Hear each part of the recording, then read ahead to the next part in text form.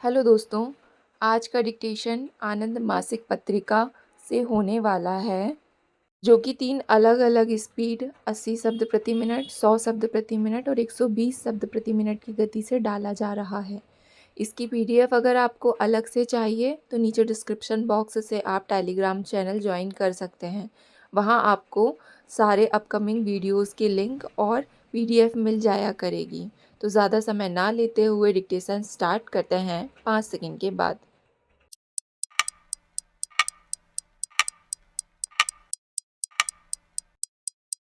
Start. महोदय, आपके भाषण में अखिल भारतीय कांग्रेस कमेटी के आर्थिक विषयों से संबद्ध प्रस्ताव का उल्लेख किया गया है और जिन्हें आपने हक्का बक्का बना देने वाला ताबड़तोड़ परिवर्तन कहा है। मैं समझती हूँ कि परिवर्तन उसे ही संभ्रमकारी लग सकते हैं जो जहाँ के तहाँ बने रहना चाहते हैं, बदलाव नहीं करने की इच्छा से प्रेरित हैं। वे परिवर्तनों को विश्व में सर्वत्र हो रहे परिवर्तनों का भाग देखते हैं और आपको यह शिकायत भले ही हो कि परिवर्तन बहुत तेजी से हो रहे हैं, लेकिन मैं आपसे कहूँ कि देश में बहुत से लोग ऐसे हैं जिन्हें लगता है कि वे काफ़ी तेज़ी से नहीं हो रहे हैं। मैं इससे इनकार नहीं करती और मैं यह बात कई बार कह चुकी हूँ कि निजी क्षेत्र ने हमारी अर्थव्यवस्था के अंतर्गत तेज़ी से औद्योगिकीकरण के लिए तथा औद्योगिक आधार को व्यापक और विविध बनाने के लिए काफ़ी अच्छा योगदान किया है, लेकिन उद्योग और व्यवसाय को इसे सबसे पहले स्वीकार करना चाहिए कि विकास की इस प्रक्रिया से ही कुछ नए तनाव पैदा हुए हैं, नई समस्याओं का जन्म हुआ है और जब तक उनको ठीक से हल नहीं किया जाता है, तब तक आगे का विकास खतरे में पड़ जाएगा।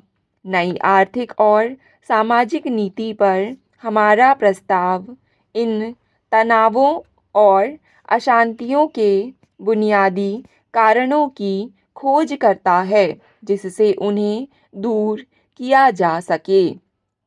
मैं आपके इस वक्तव्य का स्वागत करती हूँ कि व्यवसायी वर्ग अपने दायित्व के प्रति सजग है। इससे जिस समाज के वे अंग हैं, उनमें उनकी छवि अच्छी बनेगी। यह संभव है कि काम का एक न्यूनतम कार्यक्रम बना लिया जाए और उसे उत्साहपूर्वक लागू किया जाए। मैं शायद 1-2 ऐसी संभावित दिशाओं का संकेत कर सकूं जिनकी ओर व्यवसाय और उद्योग साथ मिलकर बढ़ सकें और इस प्रकार अपने सामाजिक दायित्व के प्रति सजगता का परिचय दे सकें। हमारे सामने एक बहुत ही गंभीर समस्या है, दवाओं और खाद्य पदार्थों में मिलावट की। यह बुराई बहुत व्यापक है जिसे केवल सरकारी कार्रवाई से दूर नहीं किया जा सकता। व्यवसाय वर्ग के जागरूक लोग इस बुराई के विरुद्ध अभियान चला सकते हैं, जो न केवल उपभोक्ताओं के पैसों को व्यर्थ कर देती हैं, बल्कि स्वास्थ्य के लिए भी निश्चित रूप से खतरनाक है। भारत में व्यवसायी वर्ग की साख को जितना धक्का अनैतिक आचरणों से लगता है, उतना और किसी बात से नहीं। एक और सामाजिक बुराई का आपने उल्लेख किया है, जो कुछ जटिल रूप में विद्यमान है। इसे कहते हैं दिखावे के लिए उपयोग। यह अपने आप में ही अवांछनीय है, क्योंकि समाज की बचत अनुत्पादक चीज़ों में खर्च हो जाती है। यह प्रवृत्ति अन्य समाज विरोधी बुराइयों जैसे करों की चोरी या कर अवचन को जन्म देती है। सरकार निसंदेह इसे समाप्त करने के लिए समुचित कानूनी उपाय कर रही है। महोदय, कर संबंधी नियमों में परिवर्तन तथा कंपनी कानून बोर्ड द्वारा नियंत्रण को और कड़े बनाना, लेकिन इस काम में भी व्यवसायी वर्ग एक ऐसी सामाजिक बुराई के समन में सरकार की सहायता कर रहा है जो दूरगामी दृष्टि से स्वयं व्यवसायी वर्ग के हित में नहीं है। धन संपत्ति का दिखावे के लिए प्रदर्शन ही सामाजिक तनावों को जन्म देता है, जिन्हें व्यवसायी वर्ग बचाना चाहता है। यहाँ मुंबई में अन्य शहरों की तरह आपकी अपनी समस्याएं हैं। मैं एक समस्या का उल्लेख करूंगी जिसकी चर्चा मुझसे प्रत्येक वह विदेशी पर्यटक करता है जो मुंबई की यात्रा करता है। यह है नगर का प्रवेश स्थान। इसकी ओर मुख्यमंत्री का ध्यान शहर में आते जाते मैंने हर बार खींचा है और प्रत्येक मंच से अपने भाषण में इसका उल्लेख किया है।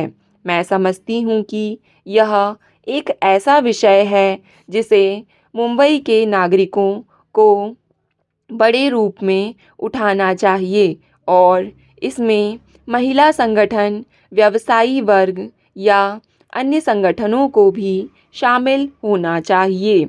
मैं समझती हूँ कि अगर सभी लोग मिलकर काम करें तो इसे सुलझाया जा सकता है।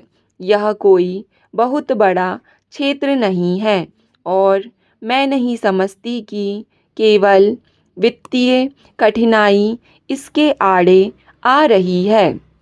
इसके रहते न केवल मुंबई की बल्कि मुंबई के भारत का एक प्रमुख प्रवेश द्वार होने के कारण भारत की छवि धूमिल होती है। अध्यक्ष महोदय, आपने अपने भाषण में वर्तमान की सरकार की नीति का उल्लेख किया है जो नए उद्यमियों और प्रतिभाओं को बढ़ावा देने की है, लेकिन ऐसी प्रतिभाओं को जिनकी देश में कोई कमी नहीं है खोजकर उन्हें प्रोत्साहित करने के लिए व्यवसायी समुदाय ने किया क्या है। बड़े औद्योगिक एवं व्यावसायिक प्रतिष्ठान लाभदायक व्यवसाय के सभी द्वार बंद करके और कभी-कभी एक ही कारखाने के दायरे में सभी जरूरी चीज़ों का उत्पादन स्वयं करके या संबद्ध लोगों से कराकर नई प्रतिभाओं को व्यवसाय के क्षेत्र में प्रवेश करने से रोक देते हैं। आपकी संस्था और चैम्बर ऑफ कॉमर्स जैसे संगठनों को नई प्रतिभाओं और उद्यमियों को बढ़ावा देने के लिए ठोस योजनाएं हाथ में लेनी चाहिए। राष्ट्रीयकृत बैंकों के अभिरक्षकों की पिछली बैठक में यह सुझाव दिया गया था कि बड़े प्रतिष्ठानों के कुछ वरिष्ठ एवं व्यावसायिक लोग उद्यम प्रारंभ करें जिनमें नौजवानों, इंजीनियरों तथा अन्य तकनीकी वर्ग को काम मिल सके। निसंदेह उन्हें सार्वजनिक क्षेत्र की वित्तीय संस्थाओं से सभी प्रकार की संभव सहायता मिलेगी। व्यावसायिक संगठन भी औद्योगिक दृष्टि से पिछड़े क्षेत्रों में व्यावसायिक और उद्योग लाने वालों को बढ़ावा देने में महत्वपूर्ण तथा और ज़्यादा सक्रिय योग दे सकते हैं। जहाँ तक नए राष्ट्रीयकृत बैंकों की संगठनात्मक व्यवस्था का प्रश्न है, मैं समझती हूँ कि मैं जो आश्वासन पहले ही दे चुकी हूँ, उसे दोहराने की शायद ही आवश्यकता हो। अर्थात हमारा इरादा एकाधिकारी संगठन बनाने का नहीं है और हमारी परिकल्पना के अंतर्गत कतिपय व्यापक उद्देश्यों के काम में लचीलापन रहना चाहिए। स्टॉप। डिक्टेशन पसंद आए तो वीडियो को लाइक तथा चैनल को सब्सक्राइब ज़रूर करें। धन्यवाद।